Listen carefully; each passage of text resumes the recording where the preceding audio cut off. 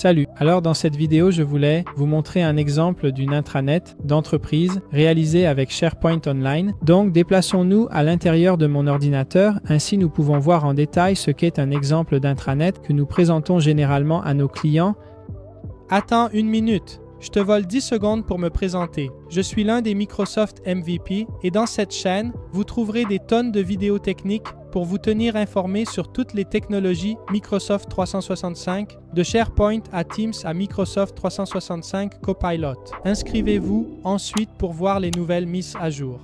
Point numéro 1, nous trouvons en haut clairement le menu de navigation. Dans le menu, vous trouvez un modèle classique que nous proposons à tous les clients. Organisé de cette manière, cela permet à l'entreprise de nous faire connaître et en général de fournir des contenus utiles pour tous les utilisateurs de l'entreprise, allant des valeurs de l'entreprise, la mission, l'annuaire téléphonique, les organigrammes, la liste des sites et ainsi de suite, des informations pour décrire tous les départements de l'entreprise avec des sites spécifiques pour le marketing, ressources humaines, etc. pour leur permettre de se présenter, de faire de la communication interne. Il y a des zones où l'utilisateur trouve ce qu'il utilise le plus. Pendant sa journée, outils, info, RH, bien-être, objectifs, offres d'emploi interne. La zone présente le nom de l'intranet avec le logo. Au cours de sa journée, la liste des outils les plus utiles, les informations des ressources humaines, comme le bien-être au travail, ses propres objectifs, la zone, avec les postes pour les offres d'emploi internes. Juste après, il y a la zone, où l'on présente généralement le nom de l'intranet, avec le logo et ainsi de suite. En bas, voyons plutôt l'une des premières fonctionnalités personnalisées qu'elle nous apporte, intranet de ma société qui crée des composants personnalisés pour enrichir SharePoint Online. Ce que vous voyez ici est une barre d'alerte pour toutes ces communications de service où il était nécessaire de donner de la visibilité plus visible que la communication classique qui se trouve seulement sur la page d'accueil. Ces alertes accompagnent les utilisateurs tout au long de leur navigation sur le portail pour transmettre le message à l'utilisateur final. Juste après, il y a la barre de recherche, des recherches qui nous permettent de récupérer des informations des collègues dans l'entreprise, des contenus présents à l'intérieur de l'intranet, donc des pages, des communications, des documents et ainsi de suite. Je peux aussi rechercher des applications pour y accéder facilement ou des informations que l'intranet peut me renvoyer sous forme questions-réponses. Ceci est un exemple de différents types de formats au sein d'une recherche de l'intranet. Juste en dessous, nous voyons un graphique personnalisé qui nous permet de souhaiter la bienvenue. Ensuite, il y a les communications en évidence. Il y a une zone de bienvenue pour la personne, pour l'employé, où il est possible de voir immédiatement sa photo de profil. C'est un composant très utile pour permettre aux gens d'insérer leur photo de profil dans l'intranet. C'est très utile pour tous les outils du Digital Workplace IMAX 365. En dessous, nous mettons généralement des liens rapides vers les utilitaires pour l'utilisateur qui sont les plus utilisés pendant la journée. Dans ce cas, nous avons mis le lien vers le répertoire des personnes et le lien vers la page avec ses contenus préférés. En dessous, nous avons mis dans cet exemple d'intranet avec SharePoint l'utilisation d'un composant par défaut de SharePoint.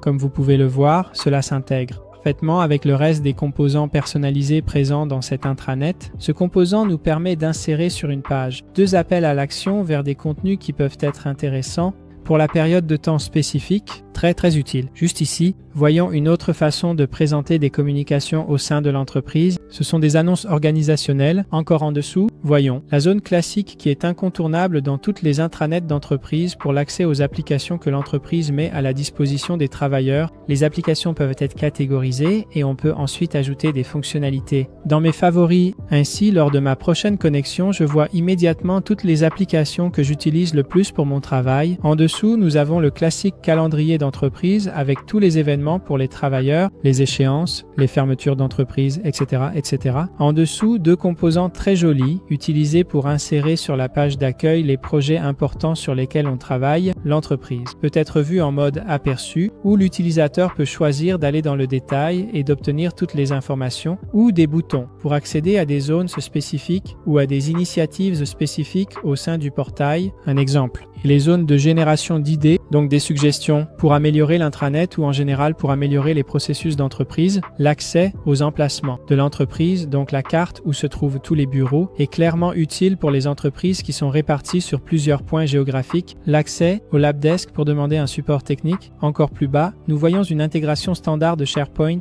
avec un autre des outils de Microsoft 365, Vivengage pour construire le réseau social d'entreprise. Voyons ensuite la présence de contenus sociaux intégrés dans l'intranet. Ainsi, La communication qui est faite vers l'extérieur peut également être utilisée par les collègues à l'intérieur de l'entreprise. Plus, un composant qui permet de créer des groupes de conversation ou des groupes de projets dans Teams qui sont préconfigurés avec une structure prédéfinie, très utile. Nous avons la liste des anniversaires et des anniversaires des collègues. C'est très sympa pour générer un peu d'engagement au sein de l'entreprise, un diaporama d'images et bien d'autres choses. Enfin, je voulais vous montrer le composant avec les citations, donc des citations qui peuvent être différentes chaque jour pour donner de petites informations à la fois formatives et informatives aux collègues quand ils ouvrent l'intranet. Un autre exemple de composant que nous mettons dans tous nos portails est celui-ci. Le petit bouton ici en bas à droite nous permet de revenir facilement en haut de la page. Il ne peut pas manquer dans aucune intranet des composants comme le répertoire des employés pour récupérer toutes les informations des collègues au sein de l'entreprise, voir leurs contacts et surtout répondre à la question qui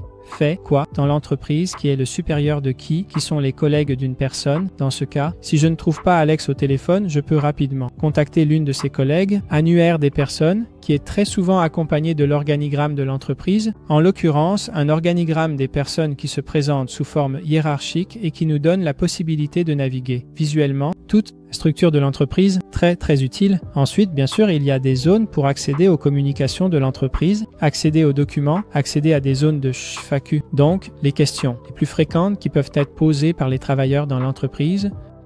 Voilà, c'était un exemple d'intranet créé avec SharePoint Online. À la prochaine!